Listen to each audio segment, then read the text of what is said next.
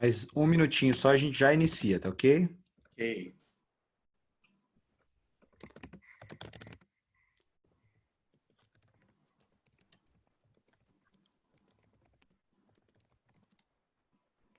Pessoal, boa tarde a todos. A gente vai dar início a mais um bate-papo aí com o Dr. Eduardo, né? Dr. Eduardo, mais uma vez, super obrigado. Tem sido, os bate-papos assim, têm sido tão intensos, profundos e tão ricos, né? É uma oportunidade, de fato, que nos enche de, além de estarmos todos honrados, nos enche de esperança também, dado o momento, né? Claro. E a gente tem entendimento, claro que a gente estende essa questão da abordagem pedagógica no acolhimento. A gente tem que sempre revisitar e reiterar esse tema que é tão profundo aí, sobretudo a questão do isolamento social, né? Hoje eu vou pedir licença só para poder compartilhar um pouco de como é que nós estamos propondo essa dinâmica do nosso encontro, né? A todo instante a gente recebe, evidentemente, as questões mais sensíveis por conta das famílias e a partir disso o doutor Eduardo faz, com a sua habilidade, o seu know-how e estudos, um compartilhamento, né, dessas questões e nós sempre abrimos para um bate-papo muito frontal, muito legítimo, né? E baseado nas experiências que nós estamos tendo, surgiram muitas demandas via os canais da escola e também através do canal do consultório do Dr. Eduardo. Então, hoje, o Dr. Eduardo fará, sim, um compartilhamento aí das ideias e, na sequência, nós traremos algumas questões que são da abordagem que vem surgindo por conta dessa demanda, né? Então, são questionamentos que chegaram até nós. O Dr. Eduardo vai responder. Nós vamos contar aí com a Beth e com a Flavinha para que a gente possa compartilhar, encaminhar essas questões. E, evidentemente, que a partir destas questões ficará também disponível aí o bate-papo direto, podendo ser através do chat, tá? Eu vou ficar por aqui. Sempre que for preciso, vocês fiquem super à vontade para encaminhar. E logo na sequência também o nosso canal aqui de voz, né? Vou pedir só que vocês tenham essa sensibilidade em relação aos próprios microfones, tá ok? À medida que for necessário, então, peçam a palavra, a gente vai fazendo encaminhamento, libera o microfone e vamos em frente. Tá ok, doutor Eduardo? Tá contigo, obrigado. Então, vamos lá. É, Boa tarde a todos. Muito obrigado por estarem aqui com a gente. Espero fazer valer a pena esse nosso tempo juntos, né? Todos nós.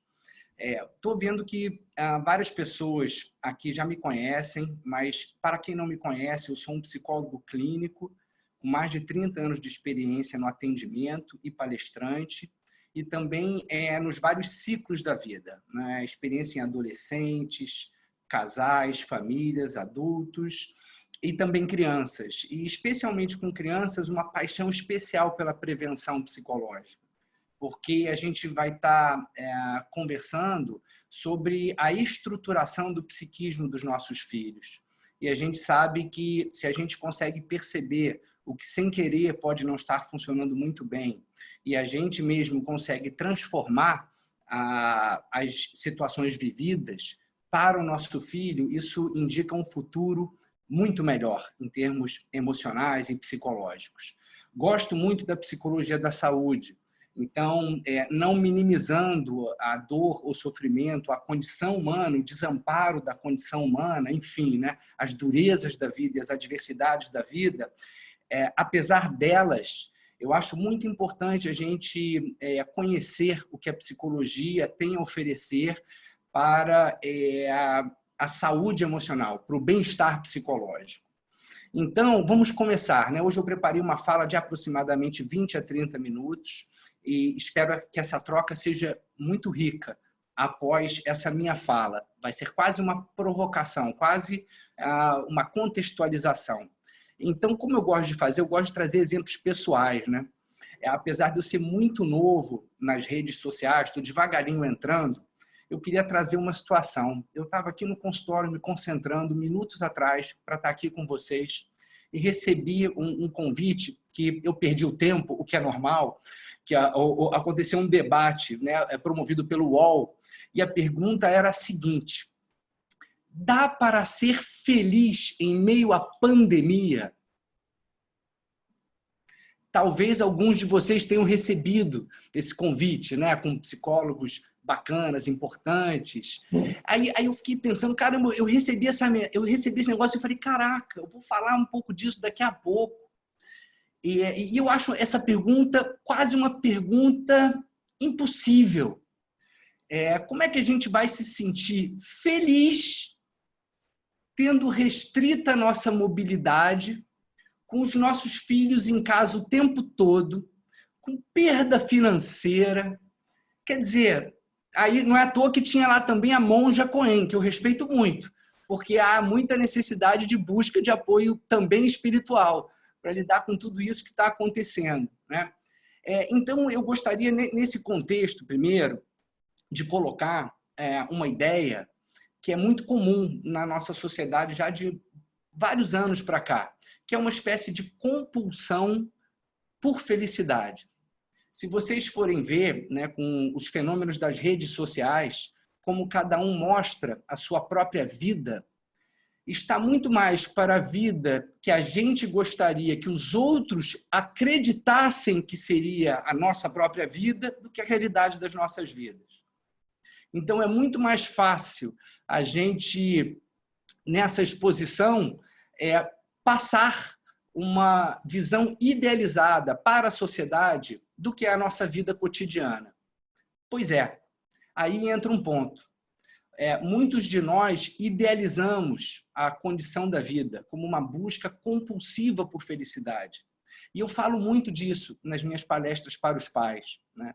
Nós, pais, se a gente tem essa visão, essa crença de que os nossos filhos têm que ser felizes o tempo todo, muitas vezes isso representa mais um entrave para construir um bom vínculo com eles, e uma boa relação de educação, do que uma saída ou uma solução.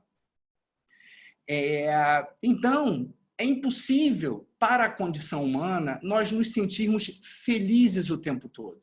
Mas para a gente entender com um pouco mais de profundidade psicológica essa situação, eu queria trazer uma reflexão sobre o próprio conceito de felicidade. Felicidade tem muitas definições na psicologia, na filosofia e na arte. Eu gosto de trabalhar com uma delas. E ela é bem simples, mas a gente vai ver que não é simples estar feliz o tempo todo.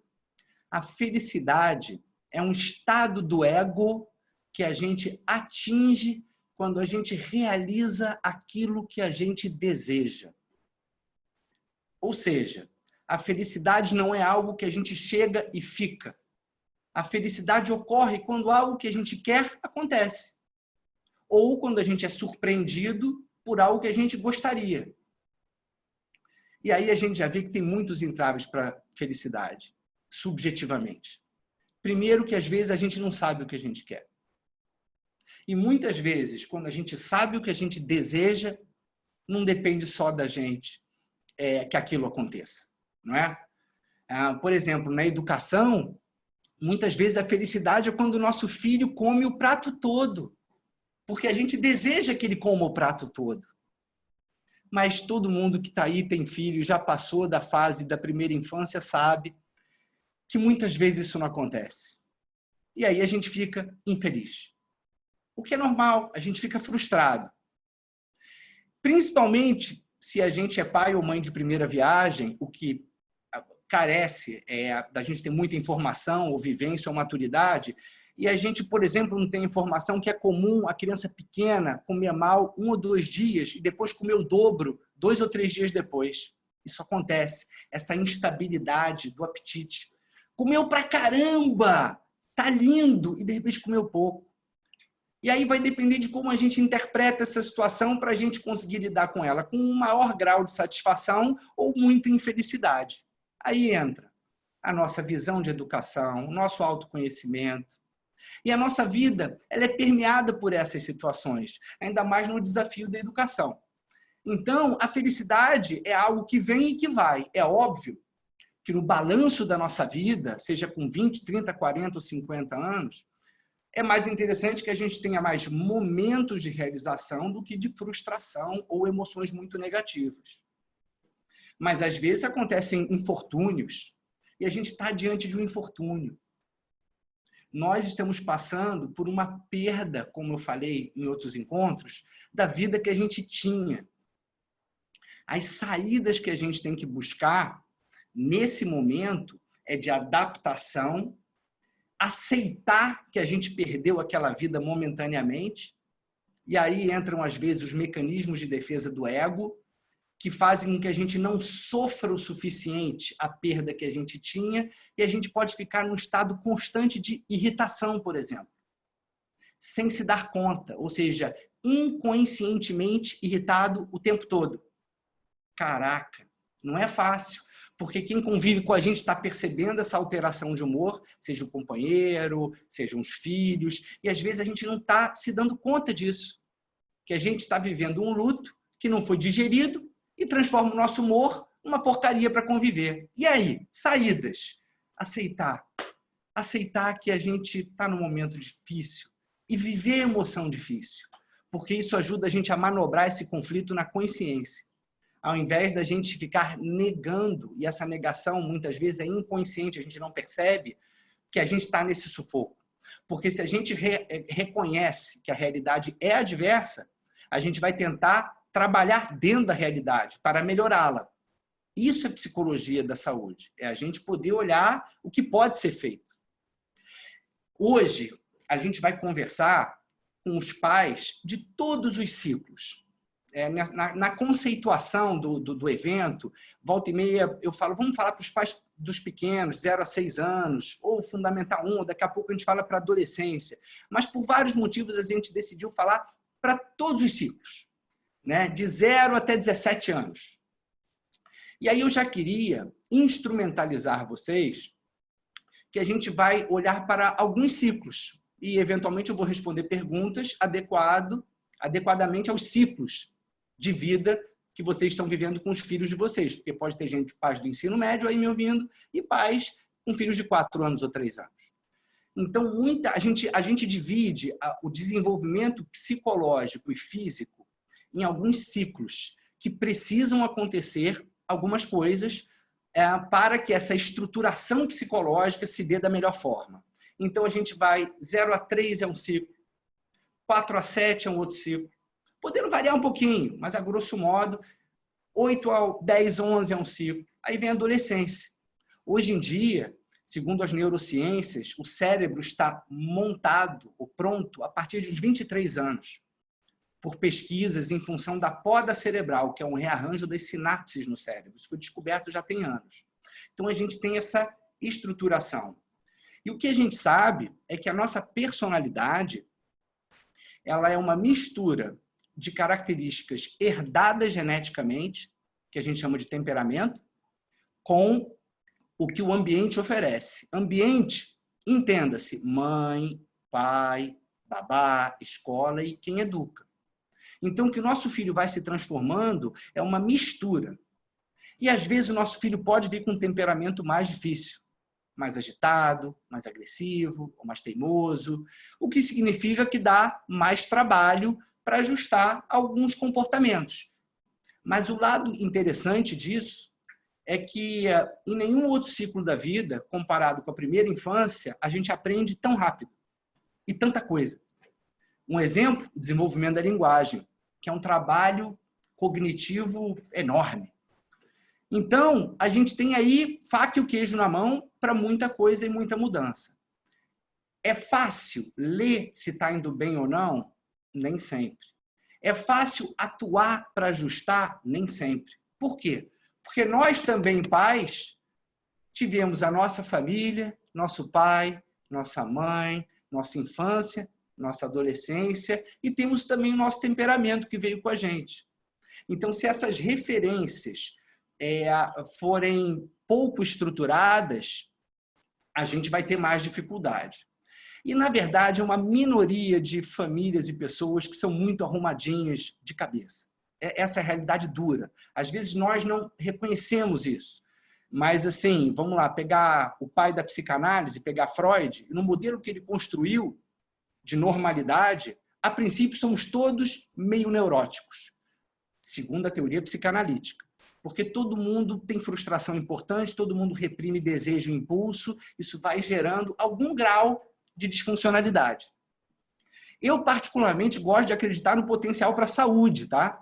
Que eu acho que é possível chegar mais perto. Mas a cabeça perfeita ou a vida perfeita não existe. Não existe, né? E dá um descontinho aqui para o Freud também, que ele viveu numa época muito dura, né? Teve filhos convocados para a Primeira Guerra, enfim. Então, dou um desconto para essa visão um pouco mais pessimista do velho Freud, que eu admiro muito, vocês vão ver eu citando ele aqui de vez em quando. Mas vamos lá, vamos seguir, né? Então, a gente está em casa, a gente está tendo que ser professor dentro de casa, a gente está tendo que ajudar os nossos filhos dentro de casa, e a escola está se adaptando numa velocidade alucinante para oferecer a melhor forma de lidar com isso. Mas isso vai bem? Nem sempre vai bem. E é por isso que a gente está aqui. Qual é o nível de sofrimento dos pais, dos filhos, o impacto que isso dá no casal, no casamento, para que as coisas fluam bem? Então, realmente, é um momento da gente ter muita tolerância, muita resiliência de aguentar a pressão sem perder o controle emocional. A gente não pode esquecer que nós somos espelhos para os nossos filhos. A gente perdeu o controle emocional, a gente, sem querer, ensina descontrole emocional. E, pelo amor de Deus, eu sei que é sem querer, mas acontece. Eu queria aqui trazer para vocês algumas situações, né, ligadas ao estresse do luto, ao estresse da perda, né? Antes de mais nada, informações da ciência. Esse estresse faz o nosso sistema nervoso simpático a tomar o controle da situação. Então, o que acontece? Há uma preparação da mente e do corpo para luta ou fuga. Instintivo, igual bicho. Isso está acontecendo com todos nós. E isso é normal, porque a situação externa está exigindo isso da gente. Só que, se essa reação, que é física e psíquica, ela fica muito exagerada ou muito crônica, o outro lado do sistema nervoso que desarma essa preparação, que é o sistema nervoso parasimpático, que tem a ver com prazer e relaxamento, se ele atua pouco, as nossas vulnerabilidades mentais ou físicas podem começar a dar sinais de esgotamento. Então, a gente está falando o seguinte: a luta interna entre tensão e prazer e relaxamento. E qual é o desafio do momento? A gente buscar um equilíbrio. Primeiro, se dar conta, que foi o início do que eu falei, e depois buscar um equilíbrio. Temos que ter momentos de prazer e relaxamento dentro da nossa rotina, dentro do isolamento social. É fácil? Não, é fácil eu falar. Fazer não é fácil. Nós somos seres gregários, fomos criados para viver em grupo. Vocês querem um exemplo? Um momento lindo da psicologia chama o momento do sorriso recíproco. Todo mundo que já teve um bebê pequeno e viu quando o bebê começa a conseguir focar, que são dentro dos primeiros meses, e olha o rosto da mãe, e a mãe super feliz. Eu sei que nem sempre amamentar é uma experiência de extrema realização, mas quando a mãe super feliz, rindo para o seu filho, e o filho reconhece o rosto da mãe e sorri de volta. Ele começou a imitar a mamãe. E olha, antes de linguagem, antes de aprender a andar, antes de aprender a segurar uma colher, a gente já está imitando os outros. E agora a gente está sem outro para imitar, gente. A gente está fazendo festa esse fim de semana, eu confraternizei e brindei com um vinhozinho com a tela do computador, com amigos. Isso não é desesperador? Então, assim, é o que tem para hoje, como a gente fala. Mas é possível passar por isso com redução de dano, que é até uma linguagem da terapia de dependência química. E eu vou mais além. é possível passar por isso e sairmos seres humanos e famílias melhores.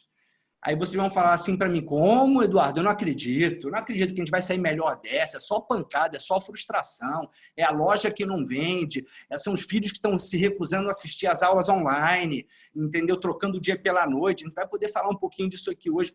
A casa está um caos. Como é que a gente vai sair melhor? Aí, vamos lá. Isso é uma possibilidade. Podemos sair dessa menos egoístas e menos materialistas, porque a gente pode desenvolver solidariedade e compaixão.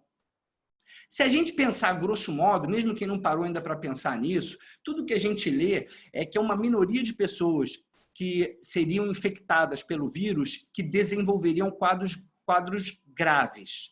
Se eu não me engano, em torno de 15%, imagino que temos médicos aqui, colegas, enfim, poderia evoluir. Então, olha só o que está acontecendo. Mesmo com essa confusão, às vezes com questões políticas, que aqui eu não acho que é o fórum para a gente conversar sobre isso, mas mesmo apesar de toda a confusão,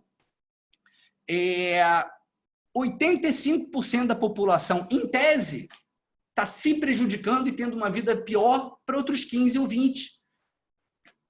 Isso não é desenvolvimento de solidariedade, isso não é compaixão. E vamos lá, se a gente conseguir levar isso para depois, eu sei que tem muitos autores que oscilam. Tem os mais otimistas, que acham que a gente vai levar, e tem os mais pessimistas, que dizem que vai tudo voltar como era antes ou até pior. Eu estou entre, eu diria, os realistas otimistas. Eu acho que é possível a gente evoluir nisso. Mas vai depender da gente, de cada um de nós, de cada família, né? Nós poderíamos sair dessa situação mais fortes para a adversidade. Se a gente pensar até a nossa própria sociedade brasileira, é uma sociedade nova, jovem, criança, 500 e tantos anos, né? Enfim, nós temos muita coisa para evoluir, muita coisa para evoluir. Se vocês pegarem Europa, outros povos mais antigos, orientais. Então, assim, a gente está aprendendo, a gente pode aprender, dependendo da gente, das nossas lideranças, né? A gente pode estimular valores mais positivos, como o fortalecimento dos vínculos afetivos. As pessoas estão dizendo assim, eu não sei, eu não dava tanto valor às minhas amizades ou à minha família, e agora estão dando, na ausência, o que é comum. A gente costuma não valorizar o que tem, a não ser quando a gente perde. Aí, se a gente perde, a gente dá valor. Então, a gente pode sair dessa melhor? Pode. A gente pode ajustar alguns temas do convívio cotidiano, dentro do casamento e com os filhos, sair dessa situação melhores nós do que entramos? Podemos, só que dá trabalho. Tem que ter DR, tem que conversar, tem que ter comunicação. Vou falar um pouquinho sobre isso aqui agora, né? Então, a gente tem que conversar, tem que ter flexibilidade, tem que buscar parcerias dentro de casa. Então, a gente pode sair daqui com os vínculos fortalecidos, como também pode sair daqui com os vínculos estilhaçados. Vai depender de cada um de nós.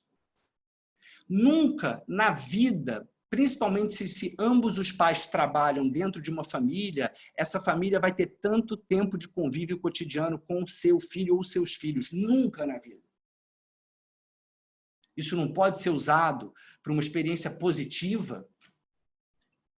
Como é que a gente está jogando e brincando com os nossos filhos? A gente está saindo do nosso egoísmo, né? O meu trabalho, a minha casa, enfim. A gente está olhando para fora, né? O marido está ajudando mais em casa, mais na educação, se isso não ocorria. A oportunidade agora é de ouro para a gente sair melhor. Estou me lembrando aqui na minha trajetória de terapeuta, eu já fiz muita coisa. Em uma época, tinha nos anos 80, uns workshops e umas maratonas, né? Maratonas de emoção.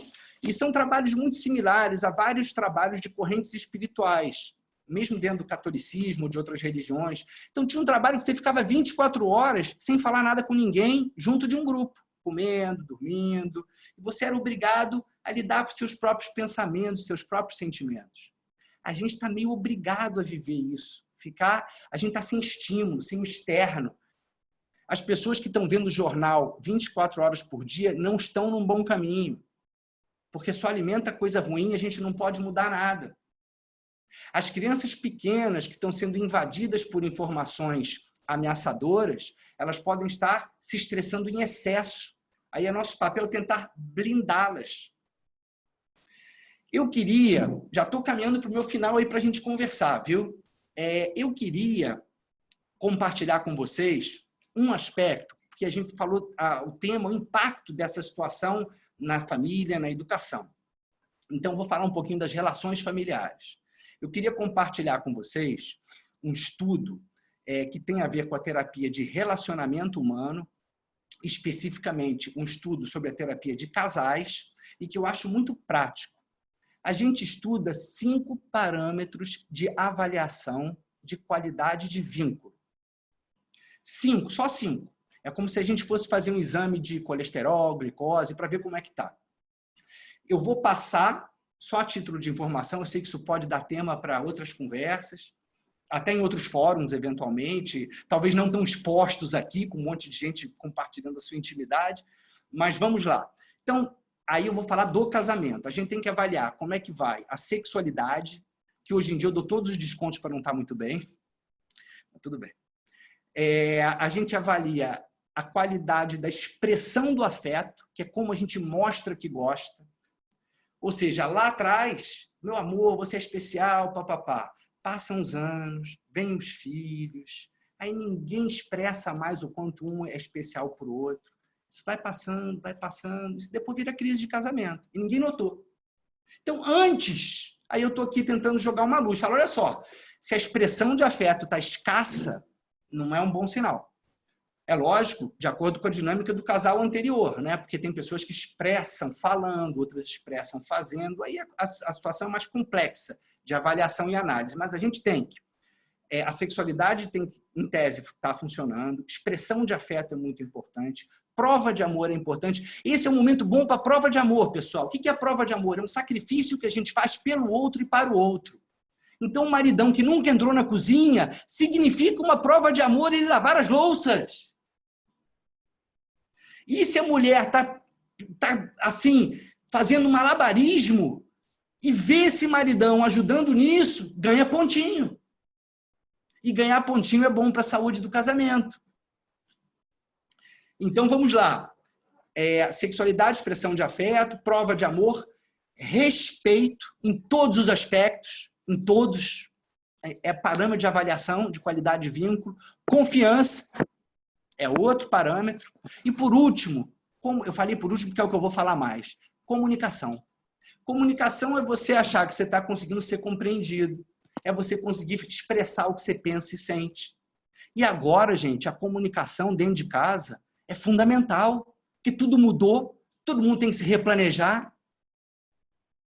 E se o casal não se replaneja e não conversa, para onde está indo? O trem da família. Aí começa a ter briga, desgaste, sofrimento repetido, que é um veneno para casamento, para um vínculo de tão longo. E que a gente é atravessado pelos deveres e pelas obrigações, não só pelo prazer, pelos direitos. Não é? Então, assim, a questão é o quanto que a gente está conversando para redirecionar tudo. Com certeza, muitos de vocês estão tentando. A questão é se está dando certo. E se não está dando certo, a gente tem que redirecionar. Pai e mãe junto, né, se são casados, estão em casa com filhos, a força deles é muito mais do que 1 mais 1. Mas, por exemplo, às vezes nós divergimos sobre a educação. Às vezes divergimos. Não tem casal no mundo que eventualmente não diverge sobre a educação dos filhos. É normal e comum divergir sobre a educação. O problema não é divergir. O problema é como o casal busca o entendimento para tocar aquilo. Um acha que tudo bem o filho dormir na cama dos pais, outro não. E aí? Aí um se acomoda? Um acha que tudo bem sentar do lado do filho para ele fazer os deveres de casa quando ele tem 10 anos. O outro fala, não, ele tem que se virar sozinho. E aí? A gente vai tirar o nosso filho do computador ou não vai? O que a gente vai fazer? Então, a comunicação é um desafio especial do momento. E o que eu incentivo vocês? Tem que conversar. Poxa, Eduardo, mas o clima já está tão difícil. Eu vou trazer um tema chato e difícil para conversar? eu vou dizer, eu brinco, falo no consultório, eu brinco com esse tema da DR, né, que é um tema muito antigo. Aí assim, e é o osso direto, né? O meu marido não gosta de DR, minha mulher não gosta de DR. Aí eu costumo dizer o seguinte, eu também acho DR um saco. É chato. É muito melhor estar vivendo e estar legal. Só que se a gente sozinho, vivendo a nossa vida, muitas vezes não está legal, imagina construir a vida com alguém e com filhos. Ainda mais filhos pequenos, que demandam da gente uma energia que a gente não sabe de onde a gente tira para ter. Né? Então, assim, às vezes tem que ter DR, senão a relação começa a se desgastar muito. E DR sobre a educação dos filhos nesse momento. Então, eu convido todos a fazer um esforço e conversar para replanejar a vida toda. Se precisar replanejar. Se está indo bem, está indo bem. Cada um de vocês sabe. Por quê? Porque a gente não está falando de prevenção psicológica. Tudo que acontece na educação dos filhos ou no casamento que traz uma frustração importante, se aquilo começa a se repetir muito, cria uma vulnerabilidade psicológica, seja para a relação, seja na vida individual. Então, a gente tem que estar com o olho aberto para isso. Tá? Eu queria, sobre a comunicação, antes da gente começar a conversar, ouvir vocês, eu queria dizer o seguinte, dentro da comunicação, a gente pode estimular a família para cooperar. Se é um filho maior um pouco, ele pode ajudar a arrumar a cama, a arrumar seu quarto, a botar a mesa, tirar a mesa e lavar a louça. Pode ajudar. Nós estamos estimulando-os para isso ou não? Ou a gente assume tudo e depois fica morto com humor horrível? Então, o momento deles fazerem essa mudança de paradigma, para quem sempre teve alguém para fazer dá autoconfiança. Ajuda a pessoa que está cooperando a se sentir pertencente àquele grupo. Dá prazer, aumenta a autoestima. O humor dos pais fica melhor, então os filhos ganham pais de melhores de uma qualidade maior emocional. Gente, olha só, vários de vocês já me conhecem. Eu posso falar 6 meses. Eu não vou falar 6 meses hoje, eu combinei com o Andrei, com a Beth, com todo mundo aqui, né, com a Flávia, que está aqui na parceria também com a gente, que eu ia falar uns 20 a 30 minutos para abrir, para bater papo. Qual o sufoco que eventualmente vocês estão enfrentando, que vocês acham adequado a gente conversar um pouco aqui para ver se eu consigo dar alguma luz para entender e para sair? Essa é a nossa ambição dentro desse contexto. Não é um contexto de consultório, é um contexto aberto, como se a gente estivesse numa palestra, mas sempre dá para dar uma luz. Então, eu estou aberto aqui. Andrei, me ajuda aí. Vamos lá, doutor. Eu vou compartilhar. Já passo aqui para a Beth e para a Flávia. Há alguns encaminhamentos via chat. Eu posso compartilhar com o senhor. E aí, na sequência, já disponibilizo. Também tem alguns inscritos já aqui, como a própria Tamires, tá? Então, vou começar aqui através do chat. Vamos lá.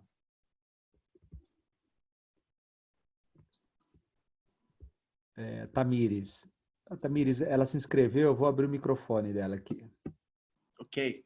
Tamires, você pode encaminhar, tá ok? Então, deixa eu abrir o meu vídeo. Oi, tudo bem, doutor Eduardo? Tudo, Tamires.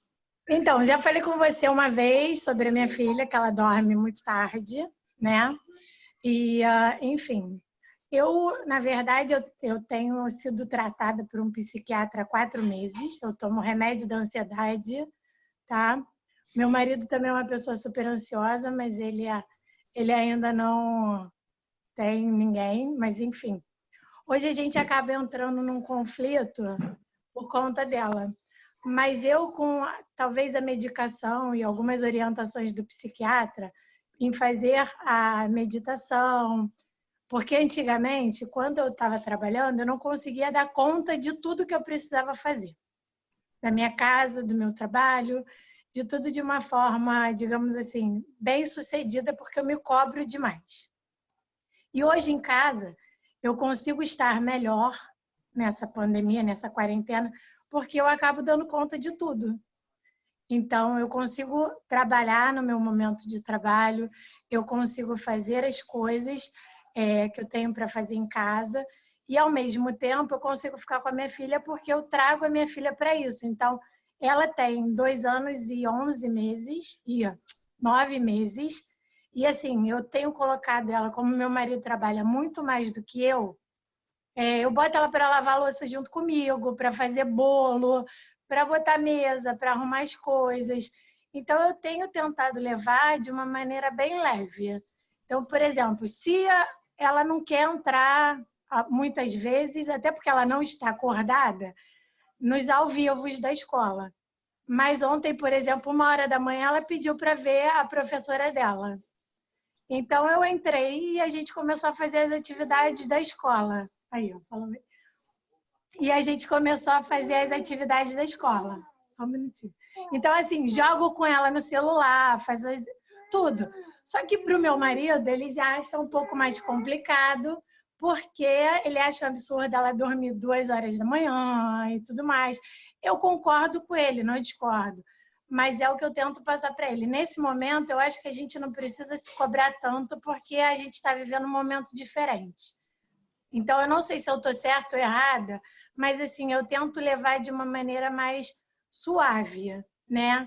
E aí eu falo para ele, não vamos brigar, porque nesse momento a gente tem que tentar conversar, a gente tem que tentar não criticar tanto o outro, não ver tantas coisas negativas, a gente tem que estar junto. Fácil não é, mas a gente tem que sempre tentar ver o lado positivo. Por que a gente está em casa? Então, vamos curtir em casa. Então, vamos curtir em família, vamos tentar fazer isso. Eu vi até algumas vezes você falar que o ideal é estar seguindo uma rotina e tudo mais.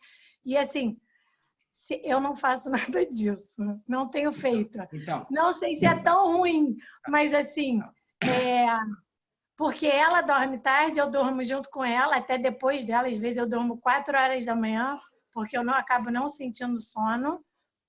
Ou talvez até por causa da ansiedade também. E eu acho que isso a gente passa para ela. Então, ela dorme tarde porque a gente está ansioso. Entendeu? Mas, assim, tem uma pergunta. Eu já entendi que a rotina de sono e vigília está confusa. E já entendi que tem uma divergência entre o casal sobre a melhor forma de conduzir isso, né? E entendi também que você tem uma ajuda para a ansiedade e que isso deve ter aumentado sua qualidade de vida, eventualmente. Seu marido tem alguma questão, mas ainda não procurou ajuda, e foi isso que eu entendi. Eu já tenho algo a falar, mas você tem alguma pergunta? É uma pergunta se essa questão da rotina, o quanto pode ser prejudicial? Qual é a pergunta especificamente? Na verdade, assim, eu sei que tem algumas coisas que eu tenho feito errado, mas se nesse momento isso pode ser tão ruim a longo prazo, entendeu? O fato dela não dormir no horário, se a longo prazo eu posso prejudicar ela, ou não, ou tipo, mas você está levando super bem, porque aqui a gente não vê notícia de jornal, tudo isso que você falou a gente não tem feito, para tentar minimizar ao máximo até a nossa ansiedade. Então, para evitar essas coisas. Entendi. Olha só, quando você coloca da briga que a gente vai comprar, ou do desgaste que a gente vai comprar, eu mesmo trouxe a questão da DR para conversar sobre pontos sensíveis da relação. Eu concordo com a ideia de que a gente tem que dar um certo desconto, não é, para enfrentar determinadas situações, tá? Porém, a rotina de sono e vigília é algo que, se o casal concordar e estiver cooperando e não em conflito, eles mesmo durante a pandemia conseguem trabalhar juntos, e uma criança de menos de 3 anos, ela se adapta. Então, e aí você pode me perguntar o seguinte, não, mas e se isso não ficar assim desregulado muito tempo? Qual a consequência? Eu diria o seguinte, que durante 2 meses, para uma criança de perto de 3, se ajustar a rotina ali na frente, eu acho que o dano a longo prazo é mínimo. Porque o que acontece? A gente tem ritmos que são fisiológicos e ritmos mentais, emocionais, psicológicos. A criança pequena, que eu vou chamar sempre abaixo de 6 anos, né, que é a ciclo que a gente fala de 0 a 6, ela é puro impulso, ela é puro desejo, ela é pura curiosidade. E dependendo do temperamento dela, ela pode, assim como tem gente que acorda e fala bom dia, dia, e tem gente que acorda devagar, tem gente que prega o olho mais fácil e mais difícil. Isso tem variáveis biológicas, tá? Isso tem que ser olhado. Mas o psiquismo da criança pequena é bem plástico. Então, assim, o que eu te diria que me preocupa nisso é que assim, essa rotina dela, 1 hora ver a professora, 2, assim, para ela fica cansativo, porque no dia seguinte vai ser cansativo, isso altera o humor de criança pequena, e para a família te destrói, porque você não descansa nunca, e a tua vida passa a girar em função da vida dela. E outra coisa, para o casamento, o casal não ter um tempo deles também não é bom em termos de prevenção para o futuro, entendeu? Então, realmente, aí você pode me perguntar, mas aí eu compro essa briga agora? Aí vai depender de você e do seu marido. Mas se não for agora, sabe por quê? Porque a criança ela tem que desenvolver um autocontrole.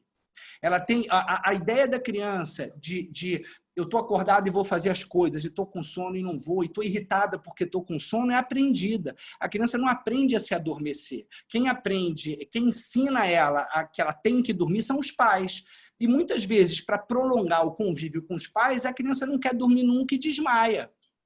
Isso é exatamente assim. Na verdade, sempre foi assim. Só não foi esse ano que nós trocamos ela para o horário da manhã, né? Para ela fazer até o bilíngue. E aí, quando chegava 10h30, ela deitava e dormia. Assim como ela deitava e dormia na escola. Sim. Mas ela sempre, desde que ela nasceu, ela sempre brigou com sono. Então, essa ideia de brigar com sono, ela também é um pouco complexa, né? Eu estou vendo aqui, perto de 100 pessoas nos assistindo. Vão ter pessoas pelo seu biorritmo, né? Que vão ter essa dificuldade de dar essa relaxada de noite, mas é muito comum na primeira infância. Não é a questão de... a gente tem que entender se brigar contra o sono, né? Então, assim, muitas vezes o que a criança não quer é viver a solidão. Muitas vezes o que a criança não quer é viver vamos dizer assim, o desligamento da mãe ou do pai, entende? Para não ficar sozinha. E aí isso não é bom, porque é importante que a criança vá superando a angústia de separação, que ela vá conseguindo ficar com seus pensamentos, seus sentimentos, esse mundo interno seja confortável, para que ela se entregue ao relaxamento e ao prazer do sono. É o ideal. Entende? Senão ela vai precisar de alguém grudado para dormir durante muito tempo, e isso, em termos de prevenção, pode lá na frente gerar uma personalidade muito dependente, vamos dizer assim. Né? Então, isso realmente é um risco se isso não for mudado. Além dela comandar o ritmo da família inteira. Aí é um poder que a gente dá à criança de 3 anos, que não é legal que ela acredite por muito tempo que ela controla a família inteira. Em parte, eles controlam mesmo, mas não é bom eles acreditarem nisso, entendeu? Porque daqui a pouco eles vão fazer o que eles querem.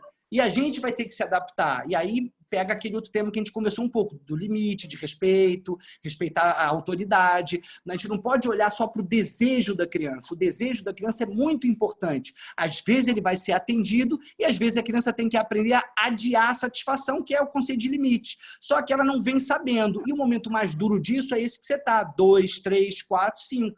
Mas se a gente trabalhar com firmeza e não perder o controle, eu afirmo a todos vocês, a gente anda muito nisso e a criança se adapta. Mas a gente tem que aguentar aquele desconforto. A criança pode chorar. Aí, se você não aguenta o choro da criança, se você fala vai dormir e tal, aí é uma questão mais delicada. Porque a criança aprende que se ela chorar, ela vai ganhar as coisas. Aí ela começa a aprender que se ela ficar manhosa, ela vai ter desejo atendido. Aí fica uma criança manhosa e que a gente não sabe de onde isso veio. Então, isso tudo está relacionado. Agora, olhando para isso hoje e redirecionando, tudo vai melhor. Tá bom, Tamires?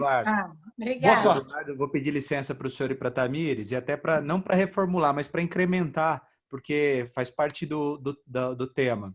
É uma pergunta da Fabiana. E nós já discutimos nos encontros anteriores, mas faz todo sentido para esse momento. Em tempo de pandemia, como impor limites sem ser permissivo? Eu acho realmente que aí é um momento que exige das famílias muita flexibilidade. É quase um paradoxo que eu vou falar. A gente tem que ser flexível em algumas situações, por outro lado, muito firme em outras situações, né? Então, aí, para a gente olhar mais detalhadamente sobre isso, só trazendo as situações, porque realmente, sei lá, se tem aquela família, porque a gente está falando, gente, olha só, a construção humana ela é subjetiva. Então, se você é uma pessoa que tem uma tendência ao método, a ser mais rígido, a ser mais organizado, metódico, você vai tentar impor isso dentro da tua rotina familiar. Se você é mais relaxado e é mais permissivo, então, assim, isso vai variar de constelação familiar para constelação familiar. Isso vai variar. Beleza. Agora, eu acho o seguinte, as coisas têm que funcionar. É importante, eu não gosto de perder o lado prático. O que são as coisas que têm que funcionar? Eu acho que tem que ter uma rotina de sono e vigília razoável. Eu acho que as crianças têm que conseguir dar conta das obrigações e ter incentivo para a escola. Agora, aquele tempo de computador, eu estava falando da família mais metódica, né? Então, assim, as pesquisas mostram que de 0 a 6 anos, eu até falei isso outra vez, eu vou até dar um acabamento nisso, mas assim, fora da pandemia, 0 a 6 anos recomendo em torno de 1 hora de tela por dia. Fora da pandemia, tá? De 7 a 10, 11, recomendo em torno de 2 horas no máximo de tela por dia. Eu acho que não dá para a gente pensar só em 1 hora ou 2 horas hoje. Mas não pode ser só tela. Aí é o caminho do meio. E aí tem que conversar com quem, né, se for marido e mulher e tal, tem que bater papo de ir direcionando. Agora, também não adianta falar, sai do computador, ponto. Tem que sair do computador e tem que construir alguma atividade interessante. Eu tenho lido educadores que falam o seguinte, olha, a gente pode dar uma aula de ciências em casa, dependendo dos nossos filhos, e ensinar como é que a luz elétrica funciona, ou como a máquina de lavar funciona, e assim por diante, na interação, entendeu? Então assim, você sabe, isso aí, se o vínculo afetivo é predominantemente ok, e ele é construído, mas se ele for predominantemente ok, a gente vai ter boa vontade dos filhos. A exceção, em termos de ciclo, é a adolescência, que por mais que o vínculo esteja legal, o adolescente tem um impulso que é dele de independência. Ele quer fazer as coisas mais sozinho. Mas agora, então, que ele muita coisa ele não vai poder. E buscar a cooperação é muito importante. Eu acredito que, em linhas gerais, porque cada família tem sua particularidade, a gente tem que ter uma flexibilidade maior, mas a gente não pode desistir de uma rotina. Eu acho que essa é a melhor resposta a princípio. Perfeito. Eu vou encaminhar agora com o Beth e com o Flávio, e depois eu retomo aqui a questão do chat e daqueles que também estão inscritos, tá ok? Só um adendo sobre a rotina. Olha, a rotina ajuda a gente a se programar, a se planejar. A rotina, no caso de criança menor, ajuda ela a prever o que vai acontecer com ela, que dá segurança. Uma das causas das crianças pequenas gostarem de ver filmes repetidas vezes é o prazer, porque ela sabe o que ela vai sentir e ela vê de novo. Para nós adultos, fala, puxa, de novo, meu filho, de novo. Mas a criança gosta justamente disso. E agora? Agora vai acontecer aquilo que ela prevê. Na verdade, o prazer que a criança tem nesse aspecto é de prever o que vai acontecer com ela. E isso dá uma sensação de controle sobre si e controle depois sobre o externo. Então, isso é muito importante. Então, a rotina, uma casa mais arrumada, mais organizada, a casa está caótica, tem que ter a hora da arrumação. Não tem jeito. Isso dá trabalho? Dá, foi o que eu falei. Como é que dá para a gente falar, discutir felicidade em termos de confinamento? Não dá para discutir direito de felicidade, está todo mundo lutando. A gente tem que ter momentos de felicidade dentro do possível. Isso é fundamental, ter momentos de prazer e relaxamento. Só para dar um acabamento, todas essas dicas, meditação, atividade aeróbica, tudo isso é fundamental. Quem tem um hábito, é para manter, e quem não tem pode descobrir, porque isso ajuda aquele funcionamento antitético que a gente fala, do simpático para simpático, da tensão e do relaxamento. Na meditação, você já atinge, entendeu? Você já tem teus 15 minutos de relaxamento, já recarrega a bateria. Agora, às vezes a cabeça está tão elétrica, e a gente está tão agitado, preocupado, ansioso, não sei o que, não consegue parar, mas são ferramentas importantíssimas. Eu tenho certeza que todo mundo já leu sobre isso. Vamos lá, Andrei, por favor, próximo. Vai lá, Beth, está contigo. Então, gente, boa tarde. É um prazer estarmos juntos aqui, né? O doutor Eduardo falou da nossa dificuldade dele estar até brindando com o computador. Então, já que a gente está aqui nesse momento, eu estou vendo que tem bastante participação, queria ter certeza se ninguém quer levantar a mão e fazer alguma questão, porque é muito bom essa experiência que vocês podem trazer para a gente, né? A gente já está aí há um bom tempo na pandemia, né? A gente já está há um bom tempo nesse distanciamento social e muitas coisas vêm acontecendo, né? Logo de cara tivemos aquele susto e né, muitas preocupações. A gente já sente que estamos em um outro momento e eu queria também poder estar ouvindo vocês, tá? Então, se alguém quiser falar, será um grande prazer. Não sei se tem alguém aí querendo falar agora, fazer alguma pergunta.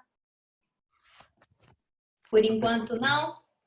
Pode seguir, Beth. O pessoal está se inscrevendo, Tá. encaminhando no chat. Se você Ai, quiser que fazer ótimo. questionamento, Então, agora é o deixa eu momento. falar aqui, então, uma questão que surgiu, né, de uma família que colocou assim: minha filha de 9 anos não estuda sozinha, precisa sempre de alguém do lado e isso tem trazido muito desgaste no cotidiano. Gente, antes de eu passar a palavra ao doutor Eduardo, como ele mesmo falou, né, as famílias estão muito, as crianças, né, os pais que trabalham fora, né, a mãe trabalha fora, o pai trabalha fora, estão vivendo uma situação ímpar, né? De repente o pai e a mãe dentro de casa. Então, tem acontecido isso sim. E para nossa surpresa, crianças que às vezes funcionam super bem na escola, não tem dificuldade nenhuma, têm autonomia, conseguem fazer atividade, mas nesse momento eles estão achando alguma coisa diferente, né? Então eles querem a mãe do lado. Então isso talvez tenha um outro significado, né?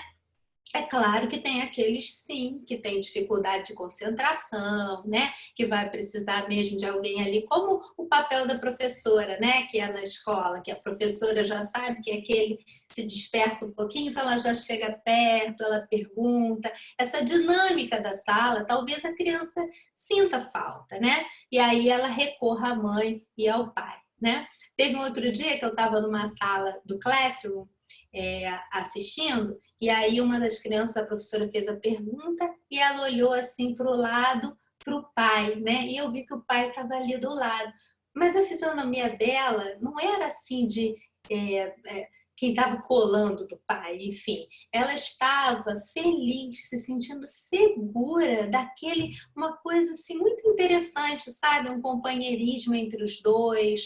Então, é aquilo que ele falou, o vínculo, né? O fortalecimento, a segurança. Então, eu queria passar essa questão para você também, por favor. É um tema riquíssimo, né? É uma questão riquíssima e vastíssima. Eu vou tentar pegar alguns pontos para explorar.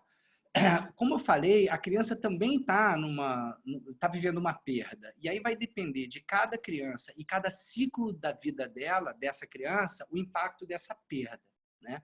Então, ela tem que ressignificar tudo na cabeça dela. Então, tem um momento complexo dessa adaptação. Então, vamos por partes.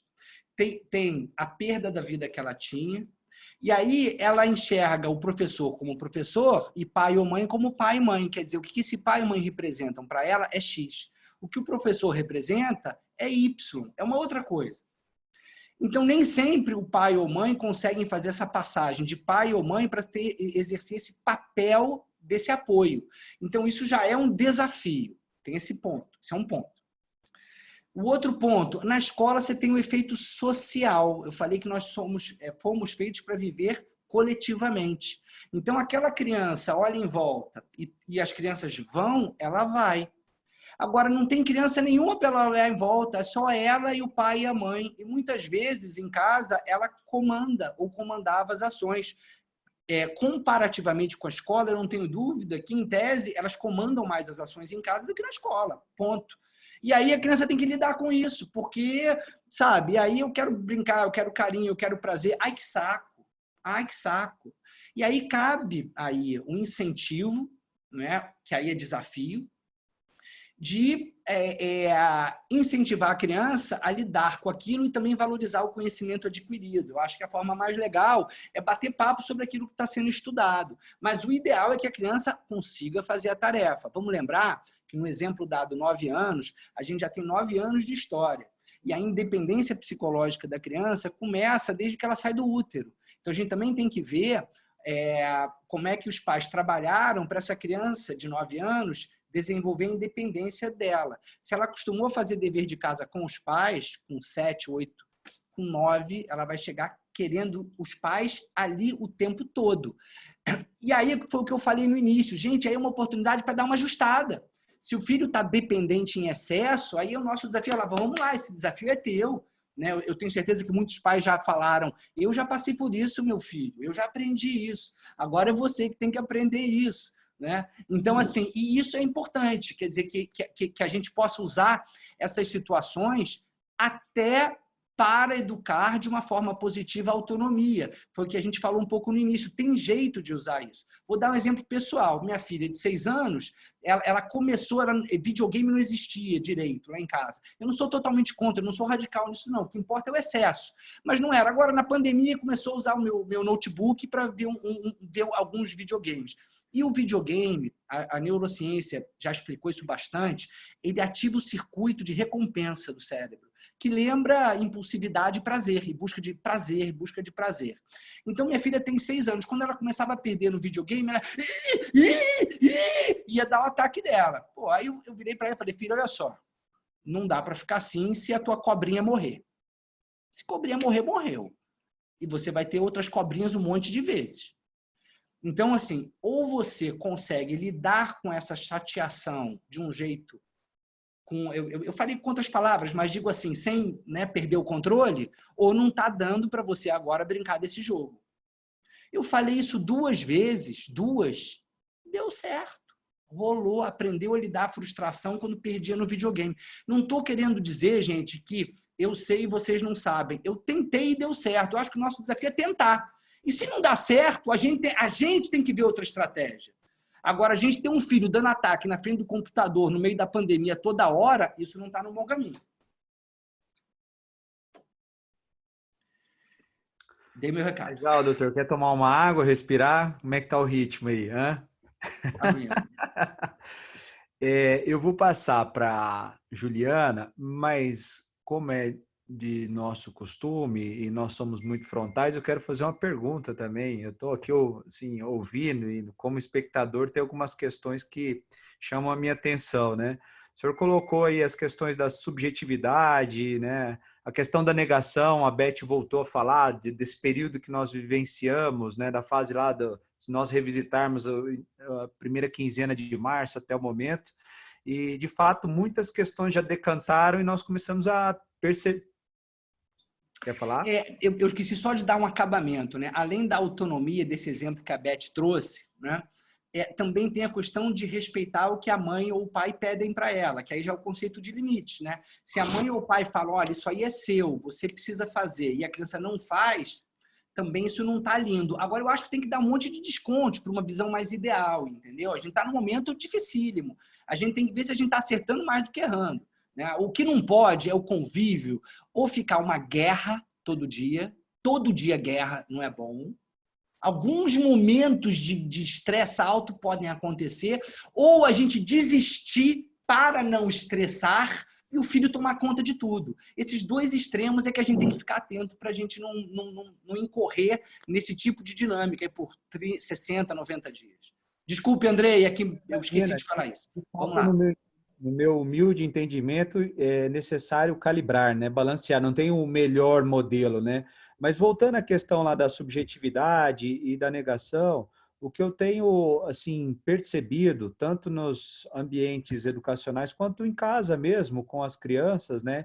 É que nós temos hoje uma oportunidade por conta das revelações que estão acontecendo, né, doutor Eduardo? E aí, na última semana, nós, em um bate-papo com algumas famílias, e isso foi tema até discutido nessa manhã, uma das mães, médica, ela dizia o seguinte, olha, eu fiquei muito tempo distante da nossa casa por conta dos meus compromissos profissionais e hoje ainda que eu tenha toda a minha atividade, eu tenho acompanhado o meu filho aqui e ele já vivia, de certa forma, no ambiente, no universo dele, né? Às vezes eu até faço algumas provocações, não é o caso dele, mas isolamento do isolamento, né?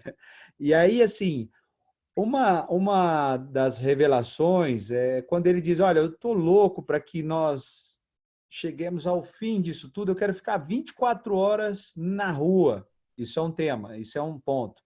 O outro ponto dele, que é bastante impactante, é assim, a capacidade que a gente tem de relativizar, né? De repente, de ficar acomodado com os números que são impressionantes em relação à pandemia. Ao mesmo tempo que nós não devemos ficar mergulhados em números e nas notícias que são mórbidas, né? É claro que nós precisamos nos sensibilizar e também trabalhar uma oportunidade na questão dos valores mesmo. Então, assim, como é que lida com uma situação dessa? Porque para uma determinada fase, determinado segmento, você consegue fazer a gestão disso dentro de casa. Mas, por outro, pela autonomia, pela liberdade dessas crianças, pré-adolescentes e adolescentes, é outro universo. Eles estão em frente com essa relação. Então, para eles é muito chocante isso. E aí, como é que é o posicionamento dos líderes em casa, né, das famílias diante dessa relação de números horrorosos, né?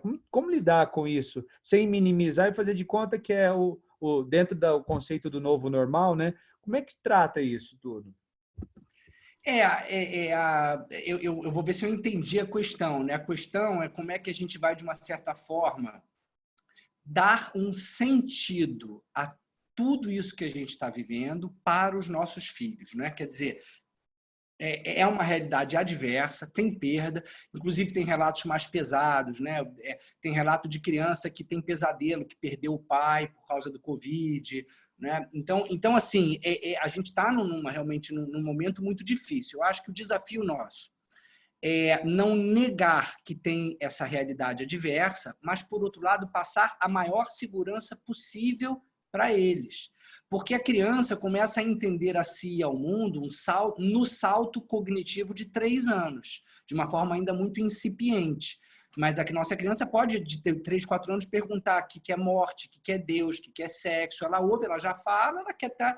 né? E a partir de 7 anos, isso então é exponencial, com outro nível de sentido. Então, acho que o desafio nosso é não negar a realidade, porque não adianta a gente dizer está tudo bem, aí vaza um áudio de celular, ou vaza uma reportagem que o nosso filho vê, e aí a gente fica desconcertado, porque a gente diz que não é nada, o filho fala, poxa, tem alguma coisa aí sim, e mamãe ou papai não querem falar. Aí abala, lembra aqueles 5 parâmetros? Abala a confiança. Porque se o meu pai diz que não tem nada, eu estou vendo que tem, opa, aí meu pai não está sendo sincero comigo, não está falando a verdade para mim. Então, eu acho que tem que dizer sim que tem uma adversidade, mas eu acho que quanto menor, mais protegida a criança tem que ser, tá? Eu estou falando assim, uma coisa é 2, 3 anos, outra coisa é 7, 8, é totalmente diferente. Lembra que eu falei dos ciclos da vida. Eu acho que uma criança de 7, 8, 9 anos, para lidar com os fatos duros da vida, tem muito mais condição emocional e cognitiva. A criança menor pode ser mais blindada, entendeu? E também é mais o momento. Ela pode trazer uma pergunta e você responder de uma forma curta, simples e rápida, e daqui a pouco a criança vai brincar de outra coisa. Às vezes é a gente que está sofrendo com aquilo, né? Como diz Melanie Klein, numa identificação projetiva, a gente está sofrendo, está vivendo uma angústia e não se dá conta dela e projeta essa angústia no dano que vai fazer no filho. O filho às vezes está nem aí. Então, a gente também tem que ter essa percepção, né? Para não pesar muito. E tinha dentro da tua pergunta, da situação que você trouxe, André, um outro elemento que eu achei relevante pegar. Né? Você falou que era uma médica... A questão daquilo que vem revelando, né? As crianças no próprio isolamento, dentro do isolamento, já tinham uma... Isso, é isso. Então, o que acontece? Para falar disso, a gente tem que falar da construção do vínculo afetivo. E o vínculo afetivo, principalmente no início, ele necessita de troca na vida real. Então, as crianças aprendem o que vivem, o que experimentam. Isso todo mundo concorda, de qualquer abordagem, da psicanálise, a TCC, todo mundo concorda. A criança aprende o que ela vive, ela tem um temperamento e aprende o que ela vive. Então, eu nem vou falar especificamente dessa mãe, porque eu não conheço. Mas, em geral, se a nossa energia mental e emocional, principalmente nos primeiros anos de vida do nosso filho, está muito mais na nossa vida, no nosso trabalho, no meu casamento, na minha viagem, no meu jogo, no meu prazer, na minha internet, no meu Instagram, e está pouco no filho, isso vai dificultar a construção do vínculo, porque sem querer, o que esse pai ou essa mãe estão ensinando para o filho é que o jogo, o trabalho, o casamento e assim por diante é tudo mais importante, o meu Facebook, do que a criança. E aí, o vínculo afetivo é o cordão umbilical por onde passa tudo. Para o filho ter boa vontade com o pai, ele tem que sentir que essa relação é importante para ele, ou para a mãe, enfim. Né? Então, às vezes, se a gente não tem saída e tem que trabalhar muito, eu acho que o desafio é se doar o máximo que a gente pode. Aí as pessoas muitas vezes me perguntam, mas quantas horas de interação direta? Eu, na vida normal, eu digo o ideal na primeira infância é poder interagir diretamente em torno de 2 horas por dia, dia de semana. Que é sentar, jogar e brincar, excluído alimentação e higiene. Sentar, jogar e brincar. Ah, isso não é possível. 1 hora. 1 hora não é possível, meia. Mas a relação tem que ser além da alimentação e da higiene. Tem que ter troca positiva, expressão de afeto, carinho. Eu sei que na maioria das famílias tem isso. Às vezes isso vai se perdendo. Até porque a criança, o bebê, ele é dependente. Se ninguém faz por ela e para ela, o bebê fica frito. Então tem que fazer. Mas mais à frente, aí a gente vai deixando. Tem crianças de 2 anos que já ficam meia hora no celular. 2 anos, 3, no seu mundo interno, aprende a ser egoísta, aprende a ser imediatista, perde aprendizado de empatia, entendeu? Isso é que é o risco das coisas. É isso. Perfeito, doutor. Vou compartilhar aqui. Juliana, você está inscrita, eu vou abrir o seu microfone. Oi, boa tarde, doutor Eduardo. Eu tenho aqui em casa uma menina de 9 e um menino de 12. O menino de 12, feliz porque aumentou o tempo do eletrônico, pode não voltar para a escola nunca mais, tá vendo os amigos, faz teatro legal, tá ótimo. A menina sempre foi assim, mais fechada, só que agora ela não expõe se ela tem medo, o que está acontecendo, mas está assim, muito irritada. Então, parece... Meu marido trabalhando tranquilo, dá para trabalhar de casa, eu já não trabalhava fora, então continuo nos meus afazeres. Só que ela está num ponto de irritação que eu não sei se... Às vezes eu fico pensando, gente, vou tentar conseguir alguma ajuda, mas uma ajuda online, será que vale a pena nesse momento começar uma ajuda online, sabe? Uma pessoa que ela ainda não tem contato, que ainda não tem alguém que ela consiga falar, porque com a gente ela não está falando. E aí a irritação, às vezes eu penso assim, eu falo, gente, a casa está tudo tranquilo. Assim que aquela pessoa aparecer, acabou a paz. Sabe? E assim, e sem conseguir ajudar, porque com certeza ela está com um conflito ali interno e eu não sei esse momento, sabe? Se eu arrumo alguém, faço que seja online, mesmo que ela nunca tenha visto a pessoa. Essa que está um pouco a questão, porque realmente está destoando do resto que está assim, em casa, porque a gente está tendo uma visão de que a gente está guardado, sabe? Graças a Deus, a casa não está faltando nada para comer, eu vivo cozinhando, fazendo as coisas, sabe?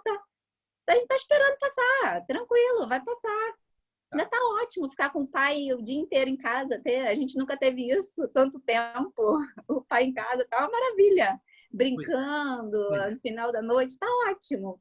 Mas isso que eu tô pensando, sabe? Que tipo de ajuda eu poderia dar para ela? Tá, vamos lá.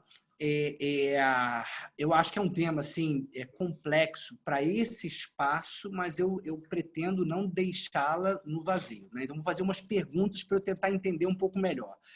A gente chama essa irritabilidade, tecnicamente, de alteração de humor, que eu falei que poderia estar tendo os adultos. Entendeu? Tem paciente meu adulto, maduro, que tá lavando louça e de repente começa a xingar em voz alta. Xingar em voz alta. Entendeu? Porque, sabe, dependendo da personalidade, se é uma pessoa que gosta de liberdade, que tem, sabe, que gosta de natureza e tal, então tá vivendo frustração, uma hora, eu acho importante ter o espaço de socar o travesseiro, eu acho que tem que expressar, eu acho que é a hora de berrar, quem tem que berrar e tem que ter tolerância. Não pode berrar de manhã, de tarde, de noite, mas de vez em quando ninguém aguenta. É a questão da adaptação, né? E de ter consciência de que está sofrendo e tentar lidar com isso. Então, expressar a irritação ajuda a irritação a reduzir. Né? A gente tem aqueles exemplos, socar o saco de boxe, né? Enfim, a gente desgasta até do ponto de vista psicomotor. Então, assim, primeira pergunta, há uma percepção de um aumento dessa irritabilidade, Juliana? Sim, Tá, sim. beleza. Então, A resposta já é, você quer comer... Tudo tá. já... Tá. Então, vamos lá. Provavelmente tem a ver, é uma hipótese, né? Eu não estou com as informações que eu gostaria para criar uma interpretação do que está acontecendo, mas provavelmente aquela ideia de que ela está vivendo o luto como irritabilidade, o luto da vida que ela tinha, eu acho que é uma hipótese forte para a situação. O fato dela ser mais reservada e ter dificuldade em expressar o que pensa e sente é um complicador. Eu diria, a princípio, se você falar, não, poderia procurar uma ajuda profissional, eu acho que pode tentar, ou vocês mesmos, como pais, terem um pouco de ferramentas para tentar encaminhar essa situação, uma das formas que eu mais gosto de olhar para a situação. Eu vou dar um exemplo para você. Eu sei que isso pode não ser fácil, mas se você conseguir estimular ela para ela falar do que ela está sentindo, talvez você já tenha tentado 300 vezes, eu não sei, até te peço desculpas. Mas assim, se ela, né, porque falar, e ainda mais em sintonia com afeto, já tira ela da irritação, entendeu? Se não der para falar, desenha. É outra ferramenta de expressão. Inclusive, né, a Beth sabe, Beth Wack, então uma das ferramentas mais importantes de terapia infantil são jogos e desenhos. Por quê? Porque a gente entende que a criança expressa melhor a si mesmo, o seu mundo interno, através de atividades do que num discurso sobre si, como é mais fácil da adolescência para frente.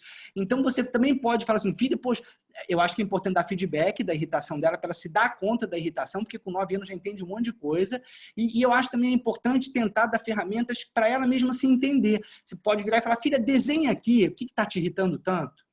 Só isso já é um trabalho terapêutico, é algo que qualquer psicólogo ia fazer com a sua filha, sem precisar ir no psicólogo, entendeu? Agora, isso é fácil? Ela vai ser cooperativa? Não sei, mas eu acho que provavelmente ela está irritada porque ela tinha uma vida que perdeu e está com dificuldade de lidar com essa perda. Né? Então, isso pode ser conversado, vamos ver se ela devolve alguma coisa.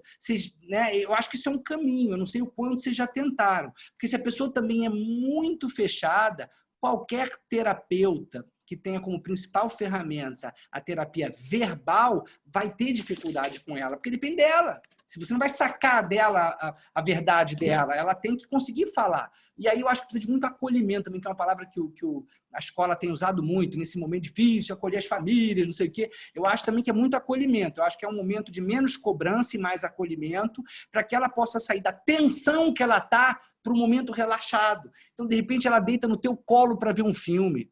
E esse momento ela pode soltar alguma coisa, pimba, já alguma coisa desenrola, entendeu?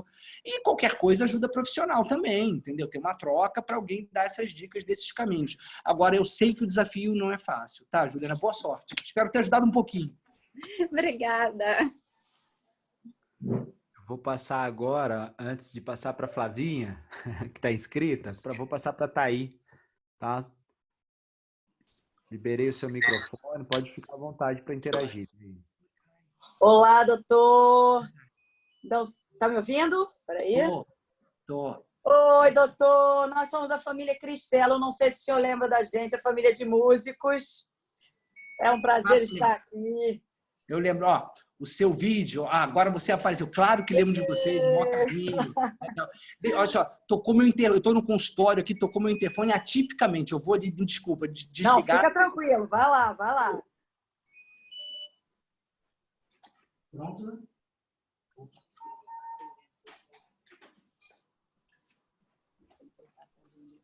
Desculpa, voltei. Nelson Rodrigues, Imagina. doutora, a vida como ela é. Vamos lá. Tá Vamos lá. contigo. Oi, Thay, vamos lá. Tudo bem, querido? Parabéns pelo trabalho. Realmente está sendo reconfortante nessa quarentena ter suas dicas, como sempre, né? Sempre indico muito o senhor doutor, nota 1 milhão. Então, eu estou anotando aqui, eu faço uma listinha de tudo o que eu acho assim, relevante no caso da idade do nosso pequeno, que são 7 anos, né? E a minha pergunta é sobre o tempo, né? A gente estava falando assim, pelo menos 2 horas com os filhos pequenos. No caso de uma criança de 7 anos, que a gente já tem que estudar, que a gente, né, acaba trabalhando muito remotamente em casa, como provavelmente o senhor aí e todos nós, né, que damos aulas online, fazemos os Zooms, ele, então, acaba ficando esse tempo com os 2 pais trabalhando, né? E aí, a questão é, nesse momento, depois dele fazer as atividades da escola, nós damos a premiação, que é ele ficar jogando o tal do Roblox com os amigos, né? E aí a pergunta é, diretamente, quanto tempo uma criança de 7 anos pode ficar nesses devices, né? No iPad, no iPhone com os amigos, na verdade, os próprios amiguinhos da escola, porque a gente tenta, pelo menos, ter um controle do que ele está assistindo para não ficar lá, né? Qualquer coisa. E também na televisão, claro, né? Claro. E esse tempo, eu acho que tem que entrar na rotina, né? Porque senão a gente fica, assim, apesar de que é uma rotina que, nesse período, ela acaba sendo, principalmente para quem é profissional autônomo, que continua trabalhando, às vezes, olha, o show do Zoom é às 7, mas hoje é às 4. E aí, aquele tempo que você tinha já premeditado para estar com seu filho, você vai ter que readequar. Então, acaba que a gente tem que também mexer nessa rotina. Então, qual o tempo e como é que a gente pode passar isso para eles? Assim, olha, são 2 horas direto, tá hora. Tá. Isso tem muito a ver com aquelas considerações iniciais sobre um trabalho geral de todos nós em termos de uma reconfiguração das nossas vidas, né? E eu acho, Thay, o desafio ele é brutal. Mas, assim, eu acho que a gente tem alguns guias, alguns parâmetros, né? Seriam o quê? Eu acho que se ele está com humor mais para legal, se ele está com boa vontade para fazer as atividades, se ele está com 7 anos cooperando em casa no que dá para cooperar, né? Porque o que acontece? Vamos lembrar daquela frase que eu repito muito e que é muito comum na psicologia: os pais são espelhos. Então, se o espelhamento de vocês, né, tem essa rotina mais confusa, então isso acaba virando meio normal de vocês, né? Então, não adianta pedir assim, que você tenha uma rotina de um contador, aquela coisa metódica. Entendeu? Exatamente. Não é isso. A vida de vocês não é isso, são 2 artistas. Então, assim, eu acho que isso, lógico, dependendo do temperamento, né, do pique-ruxo, isso pode ser dar um pouco mais de trabalho. Mas eu acho que mesmo numa rotina mais fluida, ela é possível ser funcional. Não é? Então, a gente tem que olhar para a funcionalidade e para o nível de estresse e conflito cotidiano. Porque, às vezes, não vale comprar uma terceira guerra mundial, sabe? Se ele está dormindo e acordando numa hora razoável, está comendo de boa, está tomando banho de boa, está cuidando da sua higiene de boa, atendendo os pedidos e comandos dos pais, se ele está motivado ali na frente da aulinha online, se ele faz as coisas dele, eu acho que não tem jeito, entendeu? Aquela recomendação da pesquisa de 2 horas de tela vai por terra, entendeu? Até às vezes a escola dá às vezes tarefa de mais do que isso, dependendo do que tá, entendeu? Então a gente não está aqui, a rigidez psicológica nesse momento é uma fragilidade emocional. A rigidez psicológica é uma fragilidade. E são as pessoas que estão aí sim desenvolvendo ansiedade, depressão, transtorno de humor, entendeu? Então, assim, porque se ficar muito rígido nessa coisa toda, o sofrimento vai ser muito grande e a resiliência, que é a capacidade de aguentar essa pressão sem quebrar, né, ela piora muito. E assim, eu sei que vocês têm essa flexibilidade, até pela profissão de vocês e tudo mais.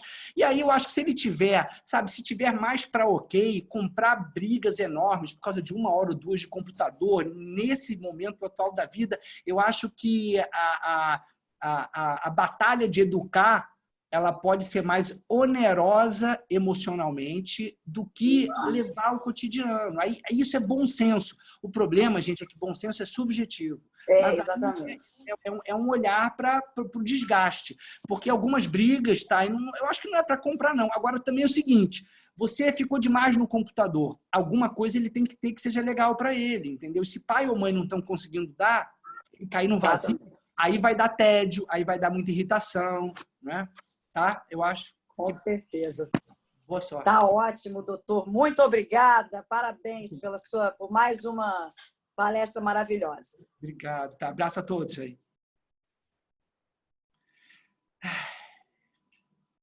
Andrei tá sem áudio. Vou encaminhar agora com a Flávia, tá ok? Tá. Liberar o microfone, Flávia. Pronto. Pronto. Boa tarde a todos.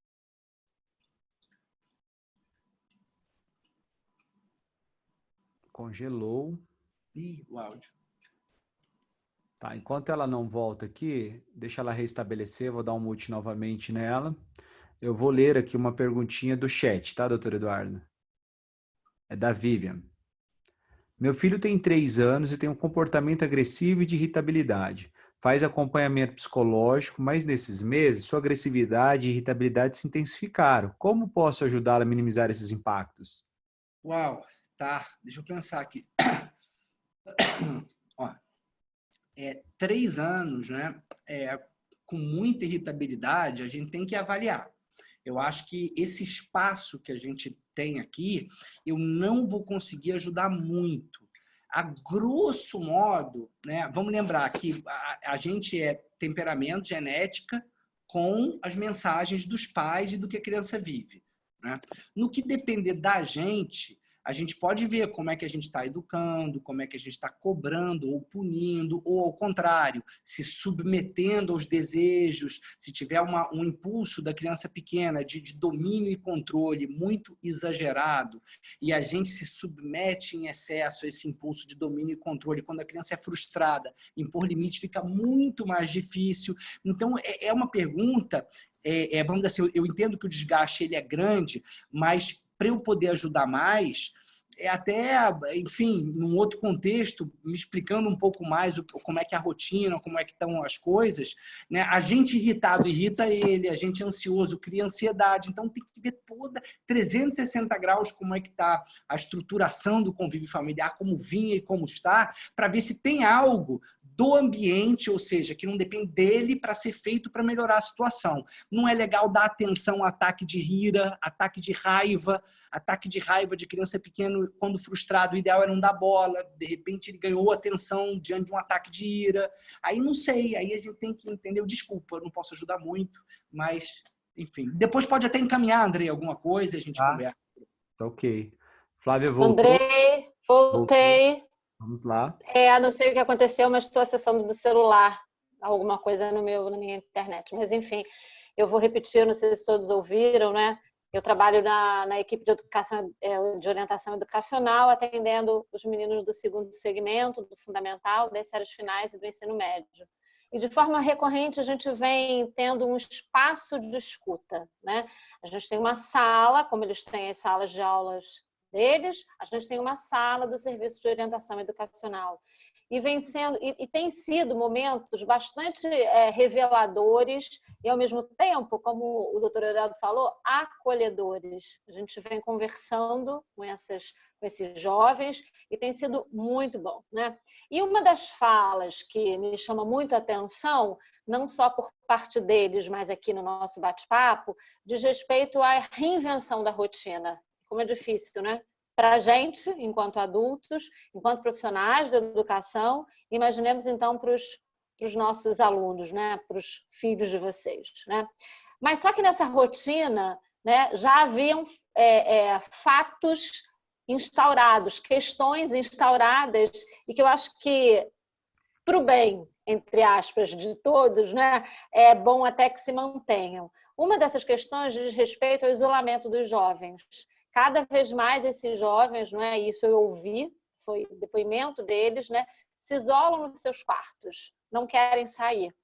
E aí, doutor Eduardo, eu queria dividir com você essa questão, né? como é difícil hoje, diante de tudo que a gente está vivenciando, né? Desse tempo de incerteza, estarmos disponíveis, as famílias estarem disponíveis para a escuta, uma escuta mais ativa junto aos jovens, né? E, ao mesmo tempo, né, criar mecanismos para retirá-los desses seus espaços privados, né? Tem um autor que eu gosto muito, que é o José Machado Paz, ele é português, ele trabalha com juventudes. Ele vai dizer, a gente vivia, e cada vez mais a gente vive, uma valorização da dimensão privada. E eu queria que você falasse um pouquinho sobre isso para a gente. Pode ser? Não, opa, Andrei. Doutor Eduardo, só para acrescentar na abordagem da Flávia, a Tatiana fez um encaminhamento e eu acho que dá para a gente incrementar aí, só para complementar.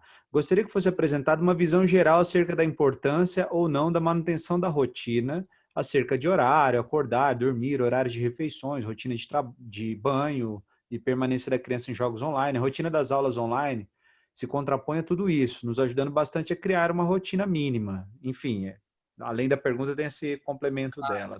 Claro. Então, há um consenso de que é importante, assim, que a rotina faz bem no geral, por mais que algumas personalidades prefiram uma vida menos regrada e menos rígida.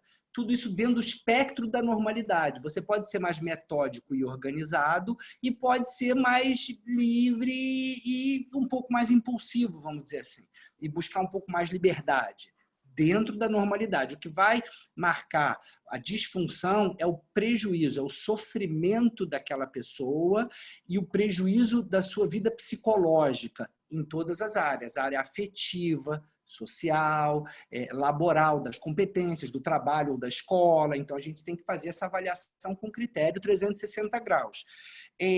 Sobre o isolamento do adolescente, isso aí é uma situação antiga, antes da pandemia, na verdade.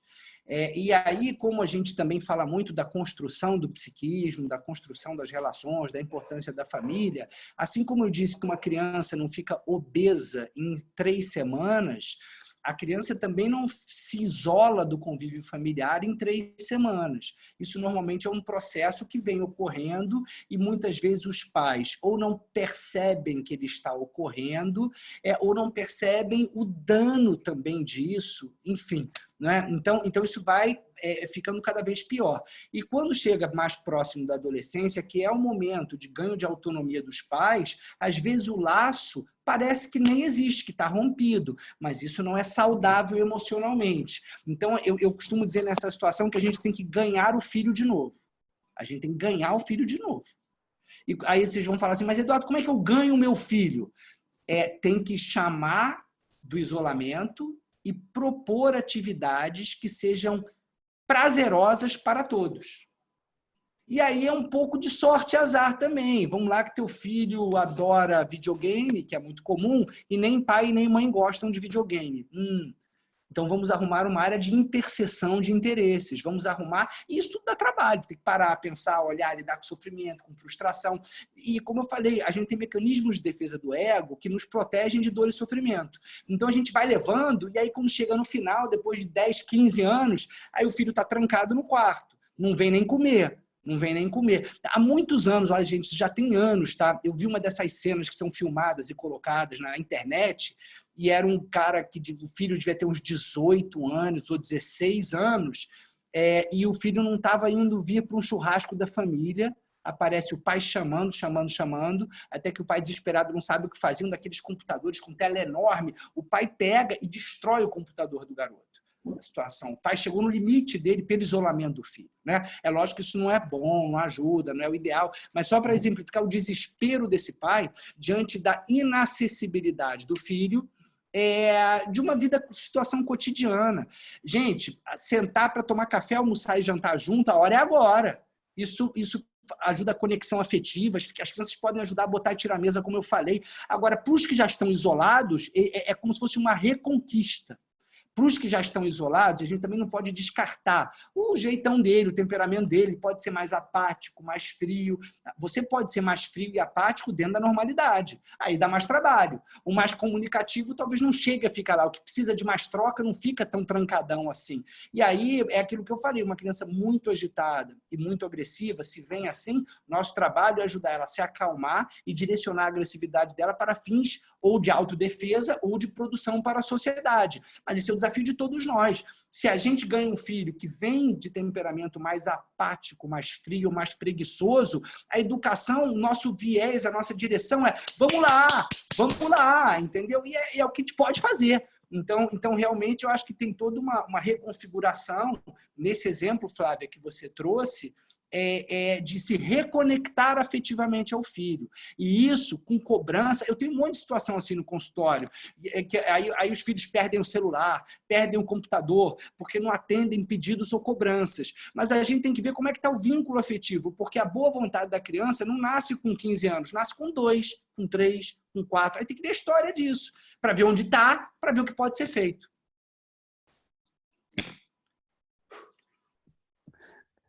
Doutor Eduardo, estamos na reta final. Não, por favor. Eu ia fazer esse comentário. Estou muito feliz, eu estou entendendo bem aqui os números. Ainda temos 74 conectados, com 42 no chat. O chat cresceu. Exatamente. Nós não teremos condições, evidentemente, de dar respostas para todos, né? Mas aí fica o nosso compromisso de encaminhar com o senhor e, na sequência, a gente evolui, né?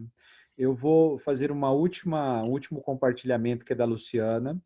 E aí passo para a Beth e para a Flávia, se elas desejarem aí fazer algum compartilhamento, um desfecho, e logo volta com o senhor. Mas quero mais uma vez já agradecer a parceria, doutor, sempre sensacional. Nós tivemos 110 participantes, há muitas demandas aqui, tanto no chat quanto no WhatsApp e por e-mail.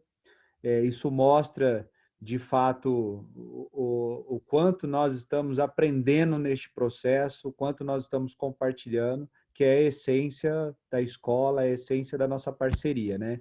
Eu penso que a mudança do formato ela foi um espetáculo a partir do compartilhamento de famílias e responsáveis aí que têm filhos em segmentos distintos, mostrando para nós que são desafios extremos, né? Então isso para mim já me deixa bastante confortável e feliz com a proposta de mudança, né?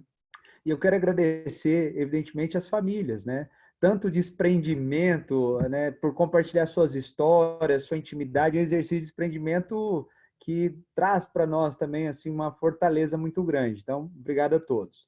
E aí passo logo aqui a pergunta da Luciana, que é a seguinte: doutor, eu gostaria de dicas com relação às crianças que estão em alfabetização. Como o senhor levantou, os pais agora viraram professores e muitos sem essa preparação. Ela complementa logo abaixo, continuando, em um momento tão importante como esse, como ensinar a cobrar responsabilidades sem desestimular o aprendizado? A gente tem 3 horas, André? Eu não tenho. Eu não tenho. Olha só, eu estou vivendo isso. Eu não sei. Foi Luciana que perguntou, Luciana? Luciana. Eu não sei se viu, mas por acaso eu estou fazendo isso. A minha de 6 anos está na alfabetização.